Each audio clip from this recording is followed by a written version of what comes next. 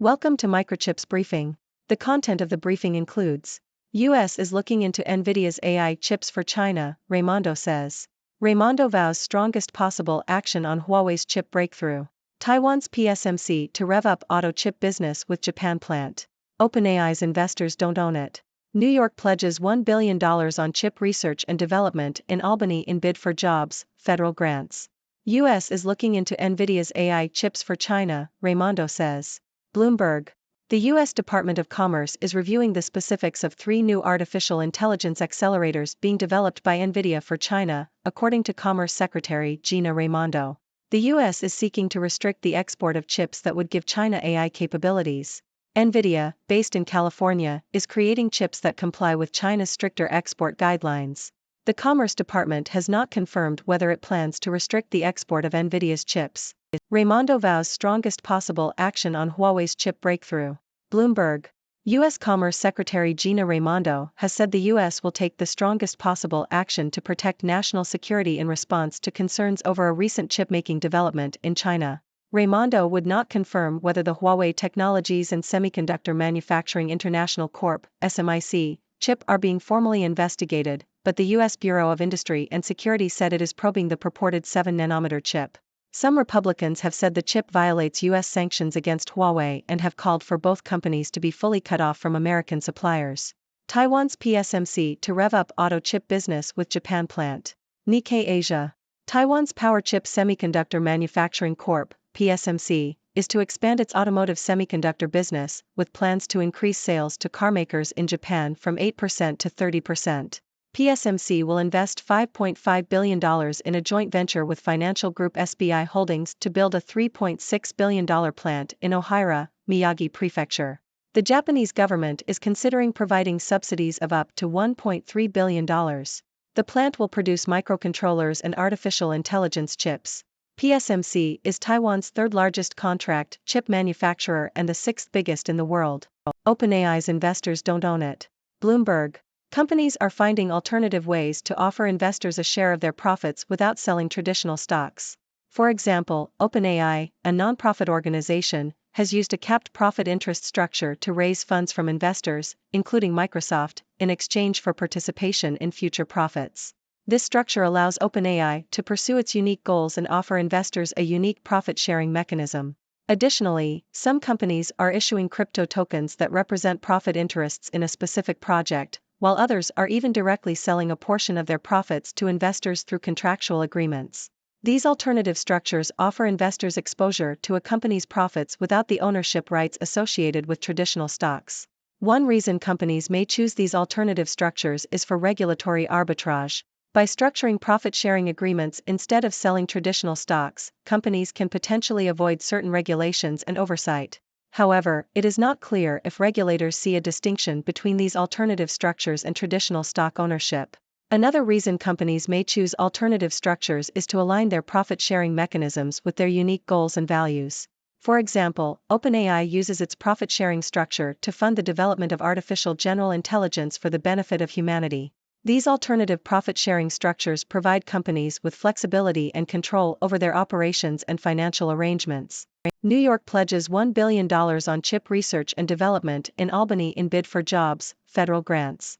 Associated Press.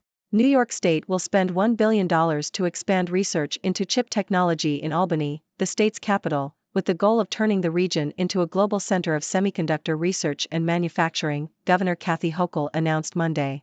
The investment will bolster New York's case for federal grants under the CHIPS and Science Act, which will provide more than $52 billion for semiconductor research and manufacturing. New York plans to invest $1 billion to expand chip research. New York Times.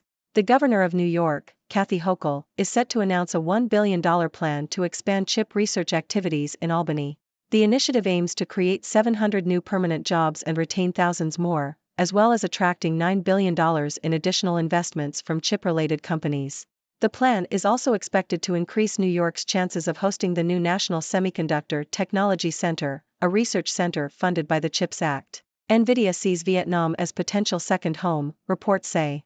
Bloomberg. Nvidia CEO Jensen Huang has expressed interest in making Vietnam a second home for the Silicon Valley company. Nvidia plans to open a design center and a legal entity in Vietnam, with Huang stating that the company is willing to work with Vietnam to improve its artificial intelligence, AI, infrastructure and workforce. Vietnam has been actively seeking closer diplomatic and economic ties with the U.S., including the development of its semiconductor ecosystem. The U.S. State Department recently partnered with Vietnam under the CHIPS Act, which aims to ensure semiconductor supply chain security and provides $500 million in incentives over 5 years. Biden administration chooses military supplier for first CHIPS Act grant. New York Times. BAE Systems, a defense contractor, will receive the first federal grant from a new program aimed at shoring up American manufacturing of critical semiconductors, the Biden administration said. The company is expected to receive a $35 million grant to quadruple its domestic production of a type of chip used in F-15 and F-35 fighter jets. The award is the first of several expected in the coming months as the Commerce Department begins distributing the $39 billion in federal funding that Congress authorized under the 2022 CHIPS and Science Act. The money is intended to incentivize the construction of chip factories in the United States and lure back a key type of manufacturing that has slipped offshore in recent decades. Semiconductors originated in the United States, but the country now manufactures only about 1/10 of chips made globally.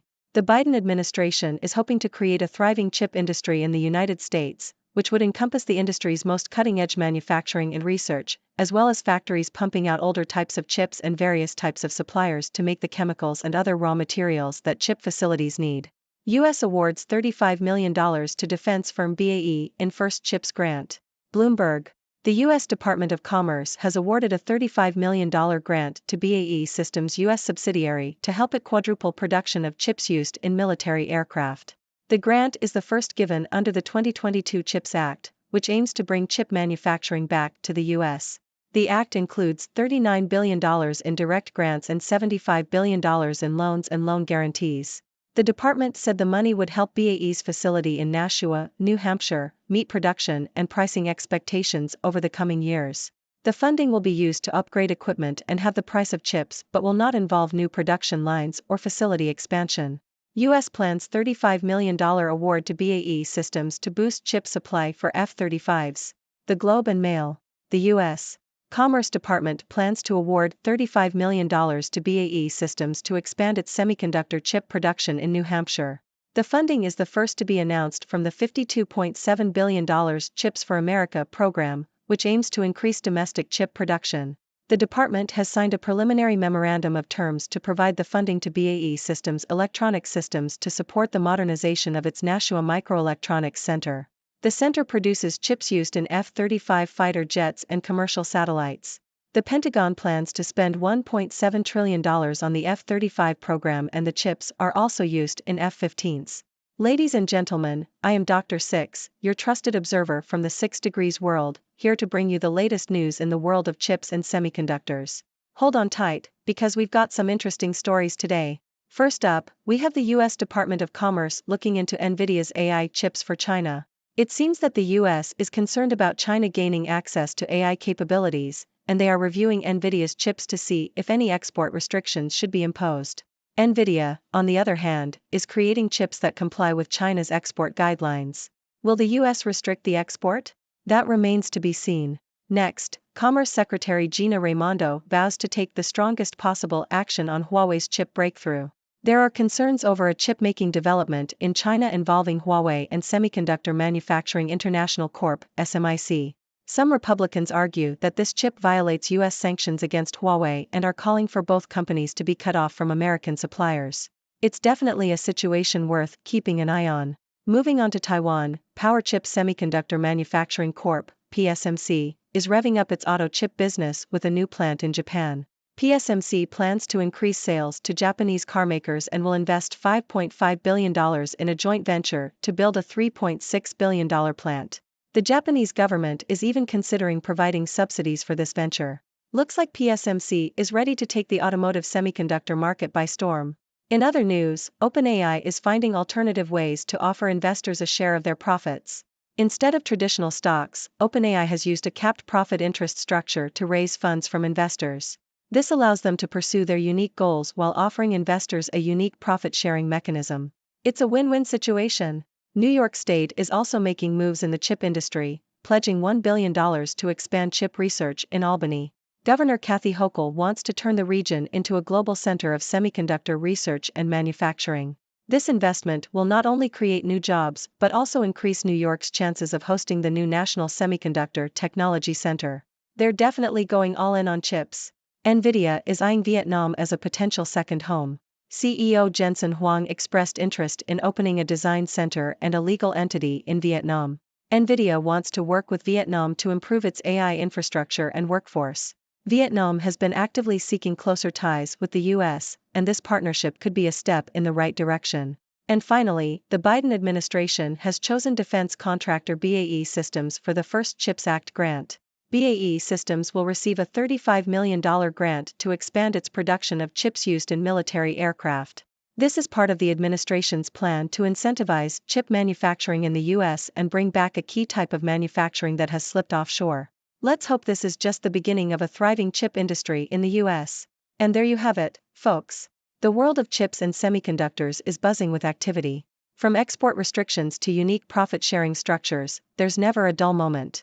Now I turn to you, my esteemed audience. What are your thoughts on these stories? Do you have any questions or insights to share? Let's open up the floor for discussion. Thank you for tuning in. The content above showcases the latest briefing reports and analytical synopses, thoughtfully curated by the 6Do team. These insights stem from a wide array of reputable media outlets, think tanks, government sources, and specialized experts worldwide. We encourage you to explore these sources for a comprehensive perspective. Keep in mind that while the content may not always align with the official standpoint of 6Do Brief, it's not meant to be taken as absolute directives for decision-making. Comprising seasoned media professionals, learned scholars, and accomplished scientists, the 6Do team embodies a trailblazing, fully independent media entity. To customize 6Do Brief to meet your professional needs, you have the option to subscribe to a diverse array of briefings on our website, 6dobrief.com. Regardless of your location, you can conveniently receive 6Do Brief via email.